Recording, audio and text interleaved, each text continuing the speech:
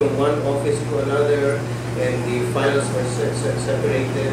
So now you're trying to find the archive for the AFK. It's very difficult to find it. And the office has moved at least 5 times since I got to know it.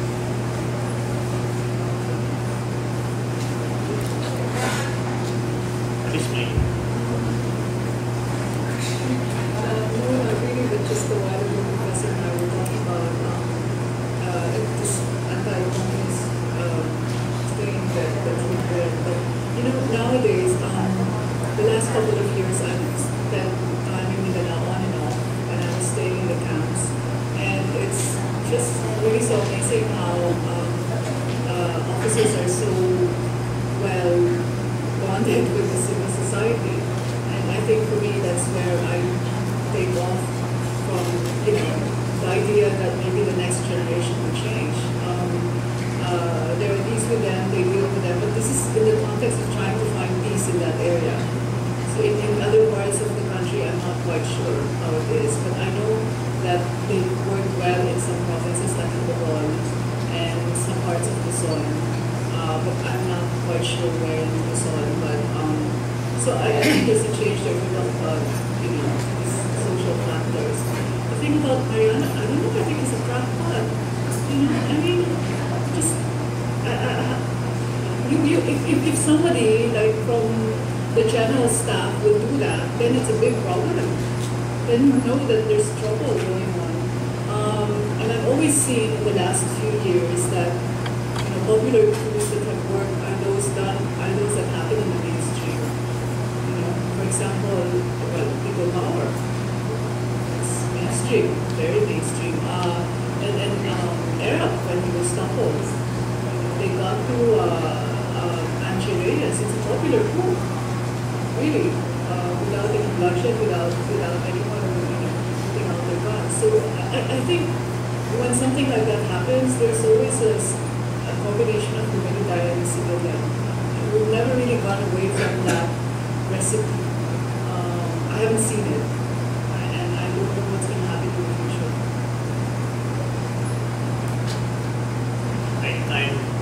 I'm opening the floor for questions from the audience. Si Professor Bogdan may tatanong ulit, pero meron bang iba na gusto magtanong din at this point? Eh, makuna ko lang naman, unahin ko na ako. Sige. Naghihintay pa tayo, narito na ako. Hindi ko maiwasang ipatanong, no? Salamat po, General Lim, naniniwala ako sa mga katapatan. Subalit, binanggit niyo ang parang nagbibigay ng pag-asa sa pamumuno ni Noynoy. Ano pa man na buong katapatang naghahayag lang ako ng sariling pananaw. Mukhang wala tayong maasahan sa Pangulong ito. Maging yung kanyang sona, parang napaka-myopic Hindi ito nagbibigay ng vision ng isang talagang head of state. Parang mga barya-barya lang ang mga sinasabi niya. No? At makikita natin kung paano nilulunas ang problema ng Hacienda Luisita. At kung paano siya mag-handle ng mga problema. Kung kaya't nakalulungkot, subalit hindi rin naalis sa isip ko yung mga naisusulat ng pamabago ang kampanya. Sabi ni Senador Maceda, halimbawa, na autistic ang taong ito. Na maging sa kasaysayan, makita mo yung mismong pamilya niya. Hindi naman siya pinagkatiwalaan sa mga pinakamalalaking posisyon, sa mga pribado nilang korporasyon ng pag-aari ng pamilya nila. Pagkatapos, alam din naman natin na kung taong bayan lang siguro, nawala yung napakalakas na impluensya ng media at ng iba't iba pang puwersa, malabong manalo ang ganitong tao bilang presidente. May ibang matanong. Good afternoon, I'm Faisa Abdullah and I'm currently a student. I actually have 2 questions. First is regarding the orientation of the military. Historically, it has an inward-looking orientation since it's been preoccupied with its counterinsurgency efforts. I want to know if this can be cited as a reason why our military may have been a bit ill-equipped for external defense? That's my first question. Now, for my second question, it's about the budget. I've read that we only spend 0.9% of our GDP for it, but there are still some very active groups insisting that we have allocated far excessive funds for the military budget. However, my concern is, other than the military, there is really no active group in civil society that is actively campaigning for sufficient funds for the military. So how can we build a constituency that would support improved military capability for the institution? Thank you very much. As you were sending this question to anybody in particular? Okay.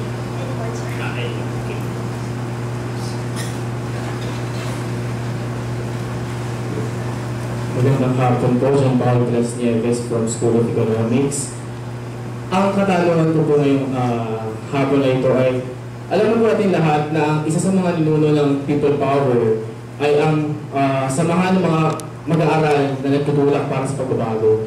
Ngayon po naman po ito, napakaraming mag-aaral na nasasabing tinutukot, nasasabing pinaparusahan ng mga militar upang tulungan sila para itulak ang isang pagbabago. Ang katanungan ko po, napapanahon po ba ngayon ang pagiging involved o ang pakikibakan ng mga mag-aaral para sa revolusyon, o hayaan na lang natin ang mga profesional, lalo na ang militar, na ipaglaban ang revolusyon ito upang makamit natin yung pagbabago at sinasabi nyo nga po tunay na kalayaan ay pinaglaban pa noong panahon ng 1896 revolution.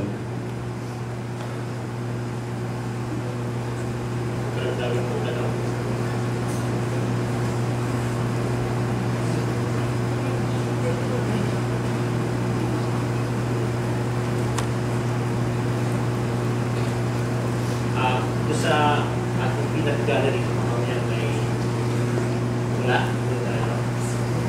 Anybody else who ask any questions? Okay, I'll close this round for now, but I'll pass it on to the speakers. Yes, sumasang-ayon ako na talagang napakarami pang dapat gawin itong presidente natin ngayon. At kaya nga, he needs all the help he can get. Sa kanyang talumpati sa zona kahapon, medyo may mga magandang punto naman akong nakita. Lalong-lalo na yung sa laban sa korupsyon. Sa ngayon, may mga nakikita na tayong mga general na nakakasuhan ng plunder, which is unheard of ng mga nakaraang administrasyon. At sa punto ng self-sufficiency sa pagkain, mukhang maganda yung direksyon natin sa agrikultura. Tungkol sa mga mag-aaral, well, it's never too early for our people, for the young, for our students to get involved in the goings-on. Makilahok sa mga aktibidades to gain a higher level of awareness, ma-involve sa mga usapin. At tungkol sa budget ng militar, it's never enough. Alam naman natin yan. Pinag-uusapan lagi yung AFP modernization. Hindi ako ganun ka-ambisyoso. I would settle for a plain upgrade ng mga kagamitan. The wherewithals for the soldier to do his duty. Yung basics lang, tama na yun. Yung sinabi nilang iisa lang naman, yung darating na malaking pangdigmang barko. Hindi ko nga alam kung yung barkong yun ikakasya sa mga pantalan na sa pier na available dun sa lugar na yun. But anyway, let's forget about modernization. Let's settle for plain upgrade. Dahil this is a function of the budget, alam natin ito. Yung orientasyon ng military, yun ang dapat tama, dapat magkaroon ng pagbabago. Dapat, sabi ko nga kanina, the military should be an instrument. Should be not to preserve the status quo. Should be an instrument for fundamental social reforms. Hindi yung parang aso na nakatali. Yung military, nakatali yan na aso. Pag nag-iingay, tatapunan ng buto para tumahimik. Kung minsan naman, pakakawalan para habulin yung mga enemies of the state. the enemies of this thing, frequently equated to kalaban sa politika, yung mga kritiko, yung mga hindi sumasang-ayon sa pagpapatakbo ng gobyerno. So, ganun dapat, hindi ganun yung military. The military is a sector, should be treated as a sector of society. He lives in the same political, economic, and social milieu as his civilian counterparts. When the prices are high and the wages are low, pareho siyang nakakadanas, nakabihira as his civilian counterparts. That uniform does not exempt you from the realities sa kahirapan ng pamumuhay. But balikan ko yung yung sa dayaan ng 2004. This is an issue that is very close to my heart, and I would like to see a closure sa issue ito sa panahon ng kasalukuyang administrasyon. I got into trouble in 2006 because I made a video calling the president, the former president, a bogus president. Not only a bogus president, but a hopelessly corrupt president, and not only corrupt, but the #1 corruptor of all the institutions in this country. Because of that, I was in jail for more than 4 years and 4 months. I call the 2000 electoral fraud as the original sin as far as the AFP is concerned. Senior officers in the AFP allowed themselves to be used in that electoral fraud, as I've said, and they benefited from it. But in the process also, the prostitute yung military and the other members of the military are now paying that stigma of the involvement of the institution in the electoral fraud. Up to now, we have not seen even a watered-down version of the Mayuga report, which should have addressed the issue. Hanggang ngayon wala pa. I wonder why.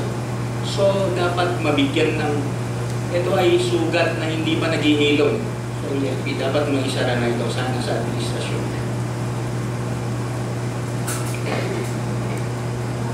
About the budget and the role of the AFP. Basically, the military is supposed to